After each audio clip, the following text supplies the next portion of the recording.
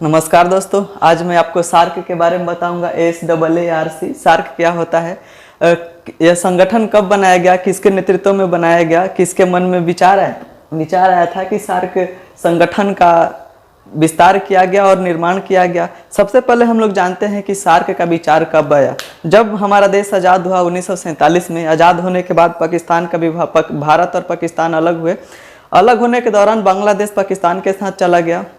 जब बांग्लादेश पाकिस्तान से अलग हुआ 1971 में, तो वहाँ के 9 साल बाद यानी कि 1980 में, मई 1980 में जो वहाँ के राष्ट्रपति थे जनरल जियाउर रहमान थे, इनके मन में विचार आया, क्योंकि जो देश प्रथम विश्व युद्ध और द्वितीय विश्व युद्ध में भाग लिए थे उन देशों ने अपना एक संगठन बनाया था। तो इनका विचार था कि हम लोग भी एक ऐसे संगठन का निर्माण करें जो दक्षिण एशियाई देशों के साथ मिलकर एक संगठन का निर्माण करें, जो कि इनके उन्मूलन के साथ गरीबी हटाना, बेरोजगारी दर हटाना, रोजगार देना और बाकी सुविधाओं को आगे ले जाने के लिए एक संगठन का निर्माण करना जरूरी था। तो उस समय मई 1980 में बांग्लादेश के राष्ट्रपति उस समय के थे जनरल जियाउर रहमान, उनका विचार था यह था। तो उन्होंने कई लोगों से बात किया। बात करने के बाद उन्होंने एक संगठन का निर्माण किया जैसे सार्क। अब सार्क में कितने देश आते हैं देखिए।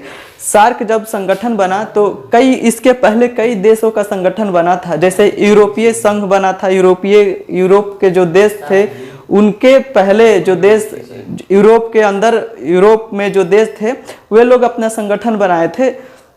उसको देखते हुए इन लोगों ने सार्क का संगठन किया। अब सार्क का संगठन जब बना, दक्षिण एशियाई देशों का संगठन बना, तो इस देशों में कौन कौन से देशों को शामिल किया जाएगा, इसके विचार पर सबसे पहले इसका स्थापना किया गया। सार्क का स्थापना 8 दिसंबर 1985 किया गया, यानी कि 1985 को सार्क का उद्घाटन किया गया, स्थापना किया गया। सार्क का एक संगठन बना। सार्क का पूरा नाम होता है south Asian Association for Regional corporation, यानी और हिंदी में उसे कहते हैं दक्षिण एशियाई क्षेत्रीय सहयोग संगठन, यानी कि दक्षेस। इसको हम लोग हिंदी में दक्षेस कहते हैं और इंग्लिश में South Asian Association for Regional Corporation. यह बहुत इंपॉर्टेंट टॉपिक है, इकोनॉमिक्स से रिलेटेड है। जब आप general competition, civil services, net, set, JRF, TGT, PGT का तैयारी करते हो तब कई प्रश्न ऐसे आते हैं सार्क से रिलेटेड कि सार्क का स्थापना कब हुआ, किनके अनुशंसा पे किया गया, किनका विचार था। तो विचार 1980 में दिए थे जनरल जियाउर रहमान। सार्क का स्थापना हुआ था 8 दिसंबर 1985 को। मुख्यालय यानी कि सचिवालय इसका काठमांडू नेपाल में है। इनका भी वजह है, नेपाल में इसका सचिवालय या मुख्यालय खोलने का वजह यह था कि नेपाल सब देशों से सबसे छोटा, कमजोर था और वहाँ सबका अधिकार जम सकता था। इसीलिए सार्क में जितने देश आते हैं सब जगह छोड़ करके वहाँ नेपाल में किया गया, ताकि वहाँ आने जाने की सुविधाएं थी और हर चीज़ हो जाता था। तो यहाँ क्या था कि इसका नेपाल का सचिवालय बनाया गया 16 जनवरी 1987 को, जिसका मुख्यालय यानी सचिवालय काठमांडू में बनाया गया सार्क का 16 जनवरी 1987 में।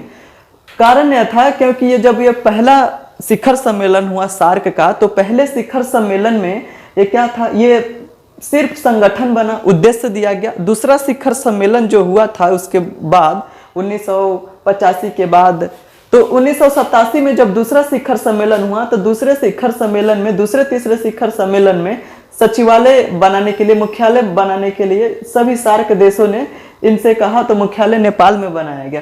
उद्घाटन करने के लिए वहां के नेपाल के राजा थे, राजा वीरेंद्र विक्रम शाह, जिनके हाथों से उद्घाटन हुआ, क्योंकि नेपाल में उद्घाटन था, नेपाल के राजा थे। तो राजा वीरेंद्र विक्रम शाह, ये इंपॉर्टेंट पूछता भी है। सार्क के अंदर 8 देश आते हैं। सार्क के अंदर 8 देश आते हैं। 2007 में अफगानिस्तान को सार्क के देश के रूप में शामिल किया गया। जो 14वां शिखर सम्मेलन था, 14वें शिखर सम्मेलन में सार्क बैंक फूड का स्थापना किया गया तथा दक्षिण एशियाई बैंक का भी स्थापना किया गया।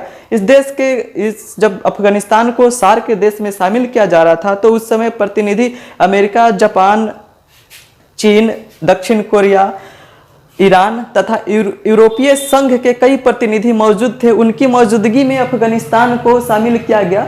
2007 में 14वां शिखर सम्मेलन था। ये सब देश उसके प्रतिनिधि कर रहे थे। इस सार्क देश में 8 देश आते हैं: भारत, बांग्लादेश, पाकिस्तान, नेपाल, श्रीलंका, अफगानिस्तान, भूटान, मालदीव।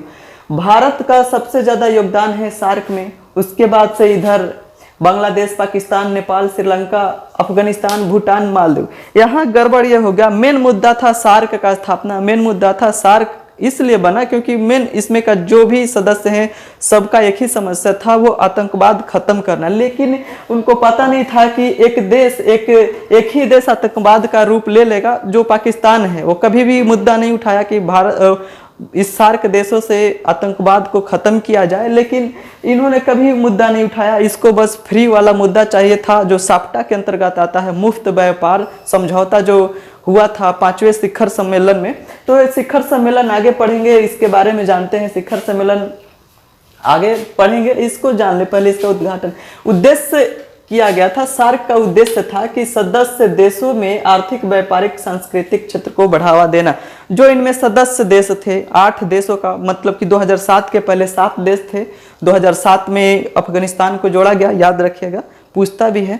तो 2007 के पहले 7 देश थे, तो 7 देशों के बीच सदस्य देशों में आर्थिक, व्यापारिक, सांस्कृतिक क्षेत्र को बढ़ावा देना था, यानी कि व्यापार को बढ़ावा देना, सांस्कृतिक कार्यक्रम, सांस्कृतिक क्षेत्र जैसे होते हैं, पर्यटन को बढ़ावा देने के लिए अगले शिखर सम्मेलन में किया गया।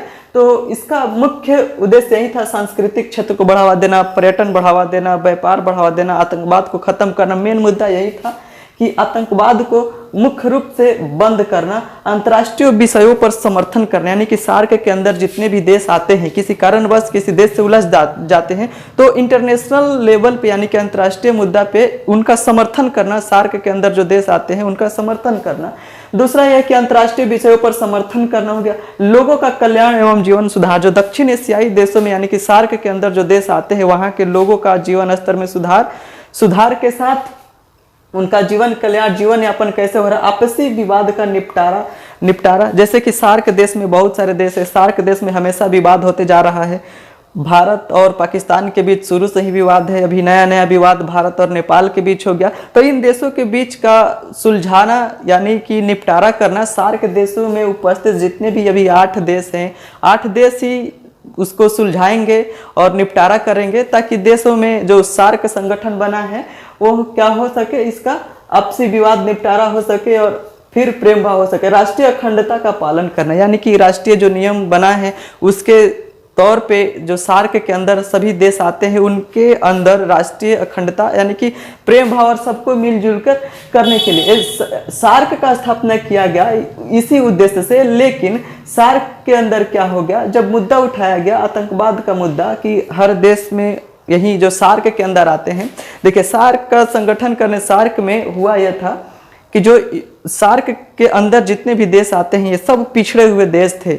अभी फिलहाल कई देशों की स्थितियां अच्छी हुई है, लेकिन जब संगठन बना था यूरोपीय संघ का, तो किसी ने भी दक्षिण एशियाई देशों का सहयोग नहीं किया था, संगठन में शामिल नहीं किया गया था, जिसकी वजह से जनरल जियाउर रहमान के अंदर भी मन में विचार आया और उन्होंने सार्क का स्थापना के लिए प्रस्ताव पारित किया। तो ये सार्क देशों में जब यह, लेकिन एक देशी जैसे कि आतंकवाद को खत्म करना था, लेकिन मुद्दा यह हो जाता है कि जब भी कहा जाता है पाकिस्तान को कि आप आतंकवाद खत्म करो, तो कहता है कि हमारे यहाँ आतंकवादी नहीं है। वो सब का आरोप लगा देता था अफगानिस्तान के ऊपर, इसीलिए 2007 में इसे जोड़ दिया गया ताकि ये हमारे देश के, ताकि वो सार्क के अंदर रहेगा। और उसके उपस्थिति में अमेरिका, जापान, चीन, दक्षिण कोरिया, यूरोपीय संघ तथा ईरान के प्रतिनिधि के बीच में इनका हस्ताक्षर किया गया।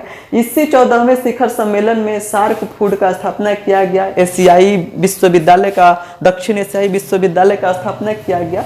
और इसका क्या है, सार्क देश का क्या लाभ है? देखिए, लाभ तो यहाँ कुछ नहीं मिला। जिस उद्देश्य से सार्क का स्थापना किया गया था उस उद्देश्य अब पालन ही नहीं हुआ। अभी भी देश है सार्क के अंदर, भूटान, बांग्लादेश, नेपाल, पाकिस्तान, मालदीव, बांग्लादेश, भारत। तो क्या है कि इसमें गरीबी रहा गया। मेन मुद्दा गरीबी था, विकास था, सूचकांक, मानव विकास सूचकांक को बढ़ावा, उनके उत्पाद को बढ़ावा, व्यापार को बढ़ावा देना था, गरीबी खत्म करना था।